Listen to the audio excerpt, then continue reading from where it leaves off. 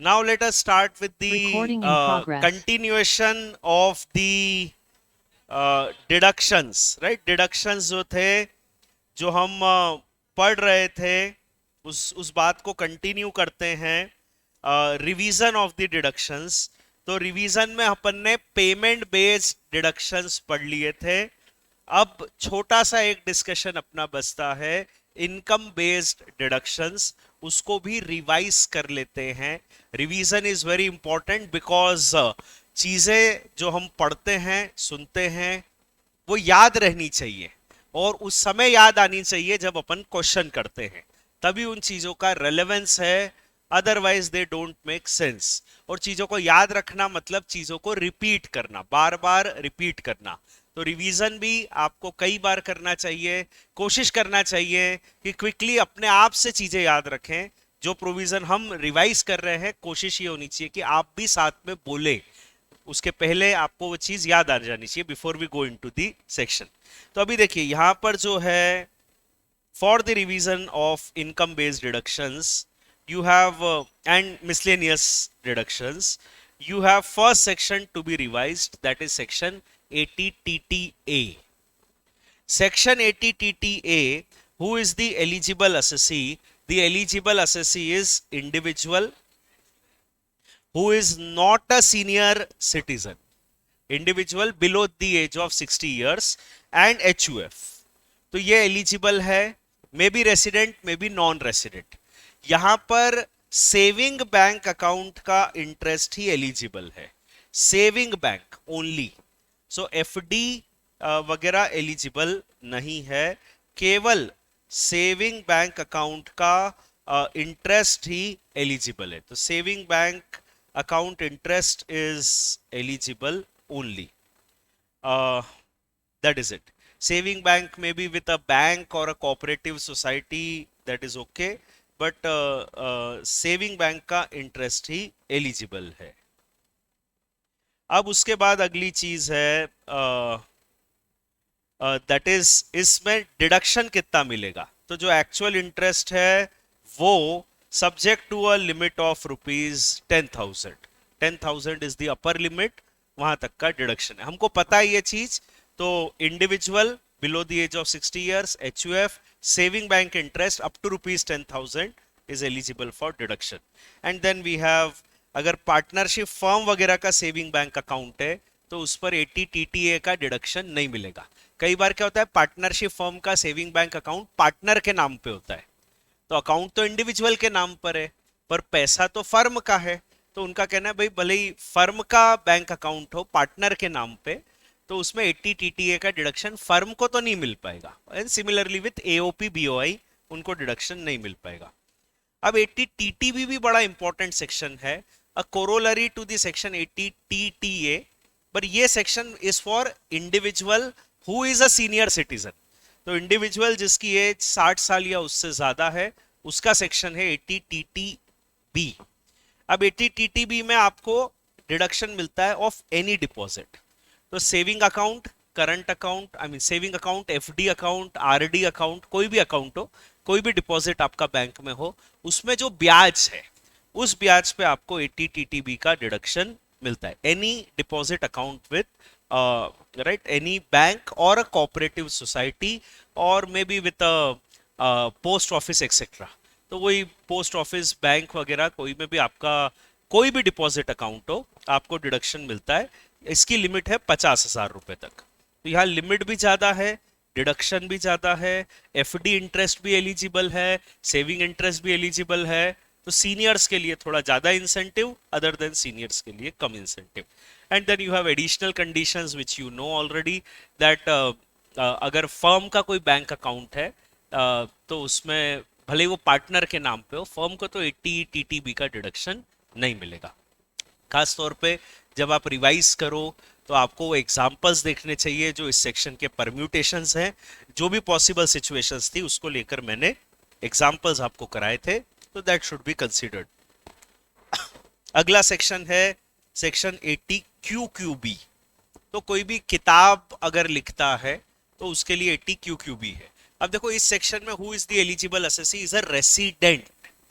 सो बड़े limited sections है अगर आपको पिछला वाला रिवीजन याद हो और या पहले की बात याद हो तो पूरे जो अपन ने पेमेंट बेस्ड डिडक्शंस पढ़े थे उसमें 80 D D and 80 D D B इन दो सेक्शन में बात आ रही थी that the eligible assessee is a resident and now you have 80 QQB and 80 RRB जिसमें eligible assessee is a resident.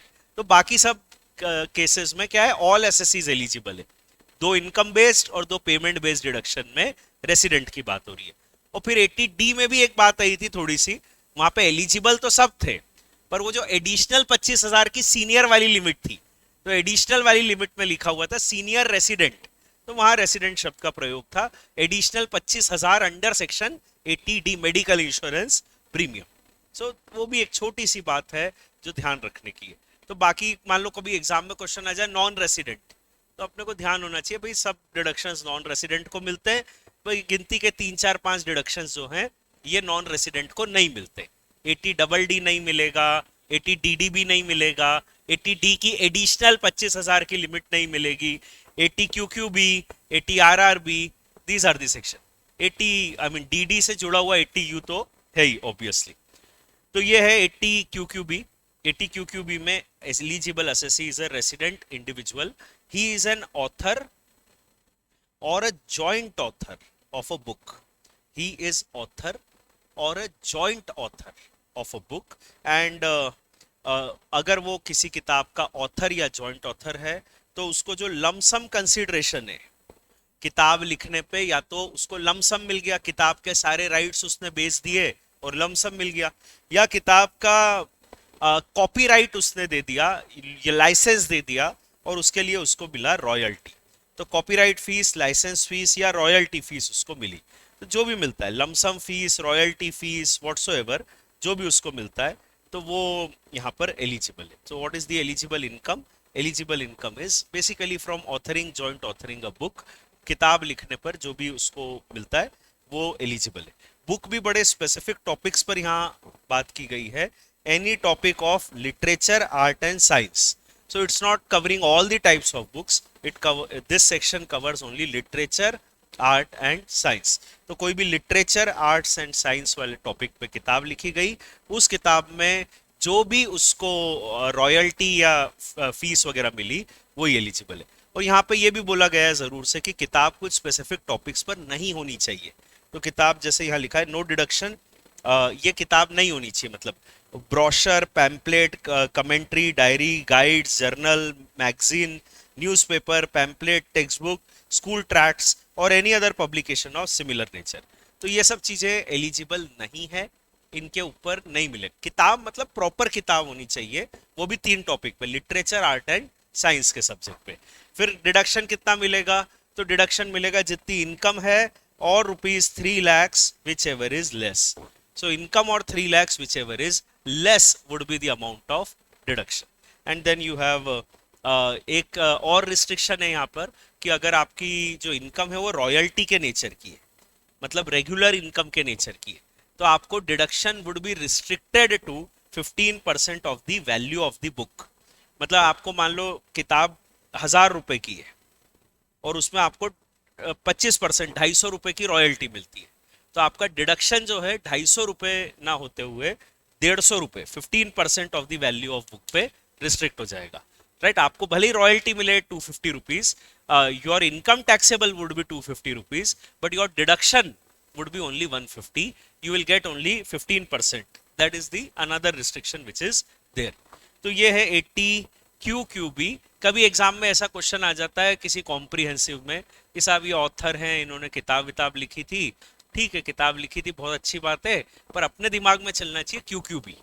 अपने दिमाग में ये नहीं चलना चाहिए अच्छा ऑथर है किताब लिखी, अपना दिमाग चलना चाहिए QQB। The moment the word comes out you have written you are an author of a book, QQB। Now अगला सेक्शन आता है 80 RRB। RRB is basically for making a patented product. So who is the eligible assessee? Again a resident individual, resident and individual. What is the nature of income? Either royalty or lump sum, both are eligible. For patentee, as a patentee from patent registered on और after 1 अप्रैल 2003। India में नए inventions वगैरह होने चाहिए। तो मान लो आपने कोई दवाई का फॉर्मूला बना दिया, आपने कोई और साइंटिफिक इन्वेंशन कर दिया, तो if you have done any invention and you have got it patented, you are the true and the first inventor of anything. You have invented something, you have got it patented under the patents act। उसके लिए आपको जो पैसा मिल रहा है, या तो अपना राइट बेचने के लिए या रेगुलर इनकम के रूप में, तो 100% of that is eligible under 80 RRB, subject to obviously the limit of 3 lakhs। 3 lakh रुपए तक का डिडक्शन मैक्सिमम है, 100% ऑफ इनकम और 3 lakhs which ever is less. यहाँ भी वो लिखा हुआ है, जैसा वहां लिखा था ना 15% तक वो रिस्ट्रिक्ट हो जाएगा, यहाँ 15% की जगह उनने कहा है कि that would be restricted to the amount given under the patents act. तो मान लो आपको पेटेंट के अंतर्गत 1 लाख रुपए का रॉयल्टी मिला और पेटेंट्स एक्ट की लिमिट में 60,000 ही आता है, तो आपको मिला 1 लाख रुपए, टैक्सेबल 1 लाख रुपए, पर आपको डिडक्शन 60,000 का ही मिलेगा, because the limit under the patents act is only 60,000। So that is something which is given up here, that the deduction would be restricted to the amount given under the Patents Act, that is 80 RRB। again ऐसा कोई case आता है कि इनने नया invention कर दिया, तो you have the section 80 RRB, उसमें आपको जो डिडक्शन है बेटा वो मिल जाएगा अप टू ₹3 lakhs। अब उसके बाद एक डिडक्शन एग्जम्पशन जो भी आप कहो, that is section 10AA। Section 10AA अपने आप में एक मतलब डिडक्शन है, टॉपिक है, इंडिपेंडेंट इशू है, उसको अच्छे से समझना चाहिए। एग्जाम में भी 1-2 बार आ चुका है, हमें ध्यान देना चाहिए। अब 10AA की फिलॉसफी क्या है कि जो भी व्यक्ति की यूनिट SEZ में लोकेटेड होती है उसको 10AA का डिडक्शन मिलता है। इस शब्द को डिडक्शन इसलिए कहते हैं क्योंकि यह अमाउंट असेसी की ग्रॉस टोटल इनकम या कहें टोटल इनकम में से माइनस होता है।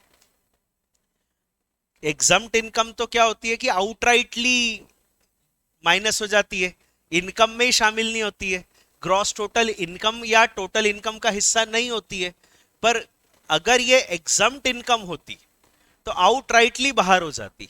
पर section has always used the word that it is a deduction, मतलब दिस अमाउंट फॉर प्रेजेंटेशन, याद रखना, this amount has to be deducted after you calculate the total income, gross total income।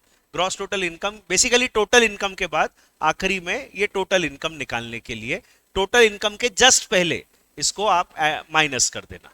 तो 10AA deduction इसलिए कहलाता है क्योंकि इसको gross total income के बाद माइनस करते हैं, इसलिए ये कहलाता है डिडक्शन। ठीक है, इसका प्लेसमेंट एक्ट में गलत किया गया है, पर प्रैक्टिकली इसका प्लेसमेंट सही है।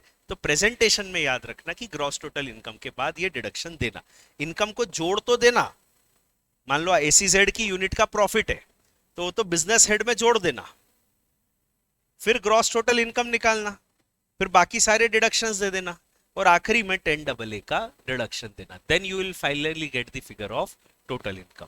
तो छोटी सी बात है प्रेजेंटेशन के एंगल से, प्रेजेंटेशन के नंबर ना कट जाए, बात मैंने बता दी।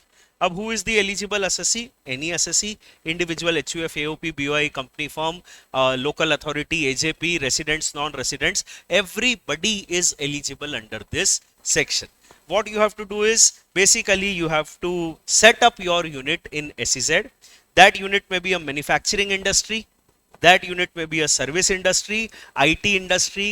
इंडिया में IT रिलेटेड बिजनेस ज्यादा चलता है SEZ में, तो IT सर्विस या और कोई मैन्युफैक्चरिंग बिजनेस आप कर रहे हो, आपकी यूनिट SEZ में है, तो मान लो कोई मुंबई में या बेंगलोर में कोई SEZ है, उसमें अपन ने अपनी यूनिट सेटअप कर ली।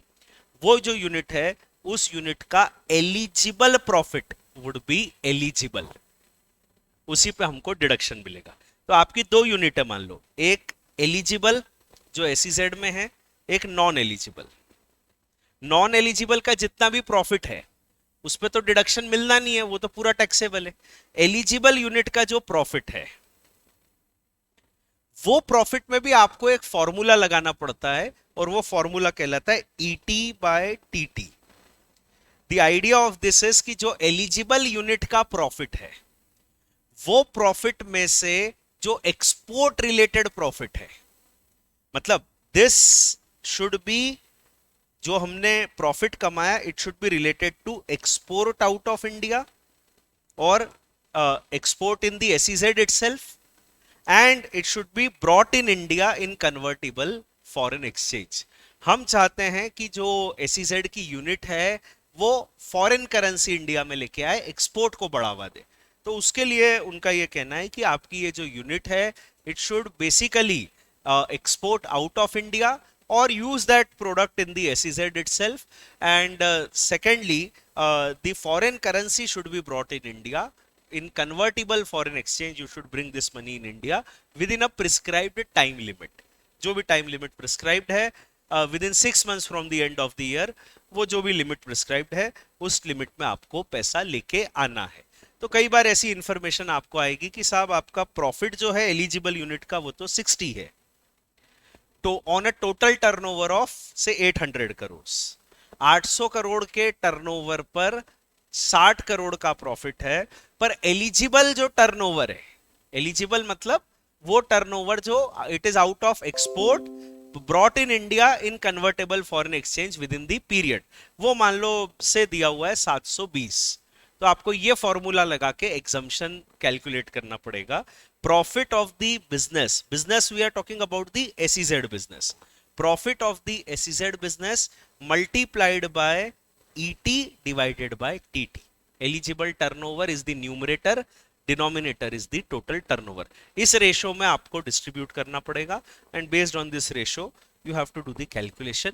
वो कैलकुलेशन करने के बाद पहले 5 सालों में आपको 100% डिडक्शन मिलेगा, अगले 5 सालों में आपको 50% डिडक्शन मिलेगा, subject to some more conditions regarding the creation of reserve etcetera. तो बेसिकली आपको अगर एसईजेड का कोई प्रैक्टिकल या क्वेश्चन करना है तो आपको 3 स्टेप में कैलकुलेशन करना चाहिए, जिसमें से स्टेप 1 एग्जाम में रेडीमेड आती है आजकल, क्योंकि एलिमेंट्री स्टेज है तो स्टेप 1 रेडीमेड आपको मिल जाएगी। Step 1 compute the profit of the unit, तो एसईजेड यूनिट का अलग प्रॉफिट निकालो, नॉन एसईजेड का अलग निकालो। तो जैसे मैंने आपको बताया कि एलिजिबल यूनिट का प्रॉफिट 60, नॉन एलिजिबल का से 50, तो नॉन एलिजिबल और एलिजिबल के दो अलग अलग पी एंड एल अकाउंट बनाने पड़ेंगे आपको, एलिजिबल का अलग, नॉन एलिजिबल का अलग। तो एक तो ये स्टेप 1 हो गया, compute the profit of eligible and non eligible business separately. दूसरा, अब जो एलिजिबल बिजनेस है उसमें ये फॉर्मूला लगाओ, ET by TT, eligible turnover divided by total turnover multiplied by profit of the eligible undertaking.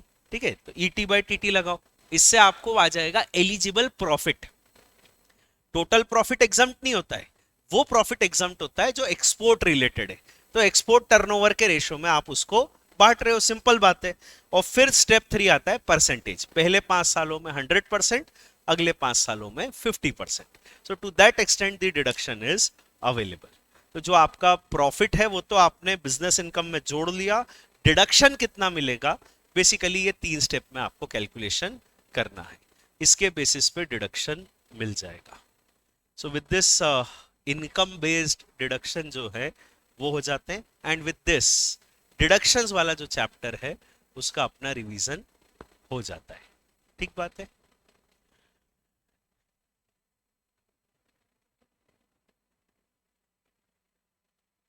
Recording stopped.